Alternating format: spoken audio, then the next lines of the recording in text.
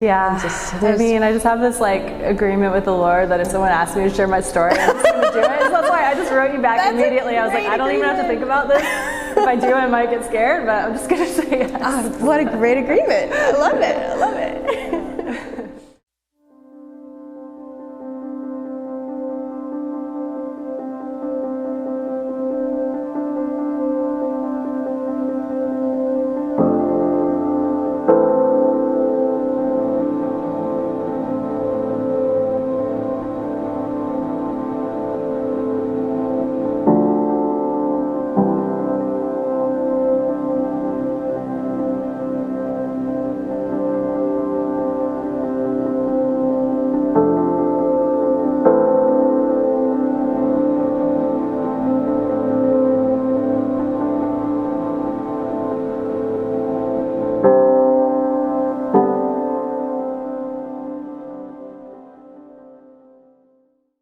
So Julie, what was it like before you met Jesus? What was life like before you started following him? Well, for me, my story really begins when I was a child and I was sexually abused by my older cousin. And that had a really profound effect on me. Yeah. And I didn't tell anyone about it for a number of years. But when I finally did find the courage to tell my parents, it really tore my family apart. My aunt and uncle didn't believe me and were angry with my parents, and it created a lot of division in my family, which was really hard for me. And I started acting out a lot. I was drinking, using drugs at a really young age, started having sex in middle school, and by the time I was 15, I was pregnant. And I remember my boyfriend and I, we skipped school one day and we went to the grocery store and I stole a pregnancy test. And when we saw that the test was positive, we didn't know what to do. We went and sat down on the curb and just chain smoked cigarettes and just talked about what to do next. We thought about keeping the baby. We wanted to keep the baby, but we just felt like as teen parents, we just didn't have the resources or the support. We didn't know what to do. So after a few weeks, we decided to have an abortion. And that abortion just devastated me. Yeah. It destroyed me. I was so depressed. I was suicidal. I turned to drinking and drugs and just started getting into more trouble. I got arrested. I just felt hopeless. I just felt like there was no point to life. Like it just felt like I should just be able to do whatever I wanted because none of it mattered anyway. I grew really hard-hearted. I grew really bitter, and I just wanted to escape, and I didn't really know how. So yeah, life was pretty dark and pretty hopeless apart from Jesus. Mm-hmm. Yeah. Thanks so much for sharing that. That's so hard and that's so real, and that God sees you and he knows you and he's like, I was with you through it all. Mm-hmm. So thanks for letting us have a little picture of what that was like. So what, kind of bring us in a little bit of the decision, like you kind of hit rock bottom, it was really hard and you didn't know where else to turn. What was that like, making a decision to follow Jesus? Well, it was really through that dark season that God started to draw me to himself. My boyfriend at the time, Ryan, and I we were having lots of conversations about God, about just whether he existed. What is the point of all this? What do we believe about life? And we started even reading the Bible together and just kind of talking about it, just debating about it. And we started listening to some Christian radio stations. Cool. Yeah. And then we would talk about the sermons that we heard. And, and his parents were believers, and they were really praying hard for us in this season. And it was Easter, and his parents invited my family and myself, and we all went to church together that Easter. And it was like a sunrise service, and after the sermon, they had an altar call. And so Ryan and I kind of looked at each other and grabbed hands and walked forward together and decided to receive Jesus and his sacrifice for us. And it was life-changing. I mean, we went from just partying and recklessness and hopelessness to just not drinking. We stopped having sex. We stopped living that lifestyle completely. We started seeking God. I honestly just fell in love. I was just like so excited. I wanted to know everything there was to know. I just started reading the Bible and we started praying together. We decided to go to Bible college together, and I did have a lot of hope. I felt like, okay, here's the meaning. Here's the purpose I've been looking for all my life. And so we went to Bible college. We wanted to be missionaries. We got married. Ryan and I got married. This was 20 years ago, or 15 years ago we got married. Amazing. Yeah, it was 20 years ago we started walking with Jesus. And so things went really well for a while, for a number of years. But I still had this part of my heart that I just kept closed off to him and to everyone, to myself included, that I just wouldn't let anyone in.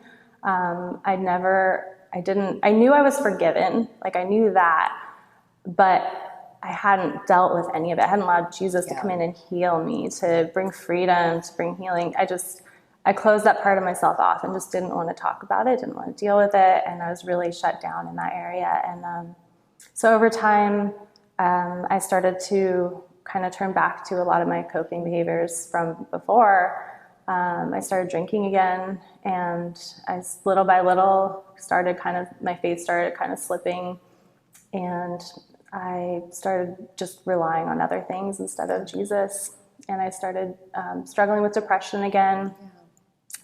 And after my third child was born was when I really fell into a deep depression. I had postpartum depression. I was using drugs and drinking to cope and just survive. And I started feeling suicidal again. I just started feeling like just this emptiness.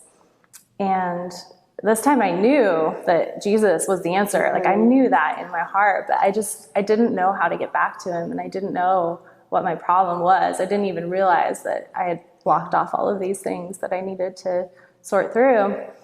And so I just remember crying out to him. I just begged him. I was like, God, I know that you are what I need, and I have no idea how to get back to you, but like nothing else is working. I'm trying everything and nothing is working. And so I need you.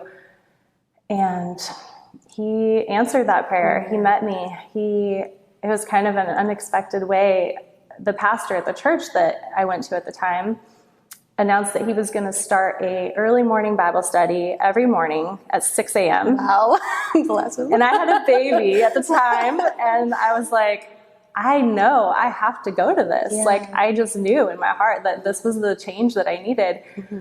And so I did. I just started that act of obedience of just like, I'm just going to get up and go with my baby strapped on and nurse him in the back row while I listened to this. And it was through that season that God got a hold of my heart again. He just started to remind me who he was, and just the word of God just reminding me how much I had bought into just the lies of the world around me, the culture. And I had I still believed in God, but I had really exchanged a lot of what was truth for just these lies that were all around me. And so little by little, he just started breaking them down, and I just had to surrender and realize I have to believe your truth and not just what I want to hear or what I want to believe. And that's really when he started me on this journey of recovery and just healing from the past. And I didn't even really realize it when it started that that's what was happening. But as time went on, it was like he just took one thing after another, just so gently and kindly led me on this journey. And it was the hardest thing I've ever done, like facing those things that happened to me as a child and as a teen, and facing just what I had done. It was incredibly difficult to forgive the people involved in my abortion experience, to forgive my abuser.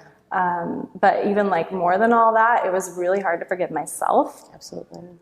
And to face what I'd done and like realize that I had taken the life of my own child, and just the weight of that. It was really overwhelming. I mean, I grieved. I grieved for weeks. I cried and it felt like it had just happened, because in my mind, it's like I had just shut that off for so many years. And when I opened that door, it was like everything just came flooding out. But through that process, there was healing, and Jesus was so faithful and kind to me in it. And I remember there was one day when I was just so overwhelmed with the weight of it all, and just feeling like I wanted to punish myself for it. Like I just felt like I don't deserve to be happy because I've taken someone's life, and like I deserve to suffer for this. And I heard the Lord say to me, "Eat my flesh and drink my blood." And it was sort of a strange thing to hear, but I knew what it meant. I knew that he meant that I had to receive him to be my sacrifice for my sin, and that I could not be my own sacrifice, no matter how much I punished myself, no matter how much I beat myself up for this. Like, it was never going to take the place of what Jesus did. He was the only one who had the perfect sacrifice that could actually atone for even the worst sins. And so that night, I went downstairs after my family was asleep, and I lit a candle, and I took the bread and the cup, and I had communion, and I accepted that his death on the cross was enough for me. That's amazing. And I felt this weight just lift off of me in that moment, like just the freedom and the relief of like realizing I don't have to carry this, like it's not mine to carry, and that he had done it all for me. That's so amazing. The freedom that Jesus brings us, and the hard work that you had to take to move forward for that healing that was available. It's not easy. So bring us into a little bit of, you've made a decision to follow Jesus. That doesn't mean that it's easy, right? It means that it's hard, but God is with us. And now you've worked through some really hard things. Looking forward, what does that mean now that you've kind of practiced what it looked like to choose truth and choose Jesus and press into him even when it's hard? Like, kind of looking forward, what does that mean to be a follower of Jesus and know that you'll have trials of many kind, but he's with you through the process? Well, one thing that I know that he's done through this is just give me a voice to be able to speak into other people's lives, and how he's just been able to use this story of just such sadness and darkness and shame, but he's turned it into something that has been able to bring hope to a lot of people. Absolutely. And that's why I'm willing to share my story even today. It's so hard for me, but I know that God wants me to share it because he wants other people to see what's possible with his Spirit and with the healing that he wants to bring to people. And so he gave me a heart for that right away. As I was even still in the healing process myself, I started started volunteering at like a recovery center for women and leading a Bible study there, and being able to just really speak into the lives of the women there, and then mentoring, and then kind of led into this outreach and with homeless women and women that have experienced a lot of trauma, a lot worse trauma than I've even experienced. And but it gives me that hope that there is healing available, and that Jesus can do it. And so I can see that in other people now. I can see that he is able to heal even the deepest, darkest things in our hearts. That's amazing and so true. And I just want to say thank you. Thank you for being brave and courageous and sharing with us your story. And I believe all those things that God has spoken to you, that as you continue to share, like, healing is available, and courage will stir up in them to choose Jesus in the midst of hard things. So thank you so much.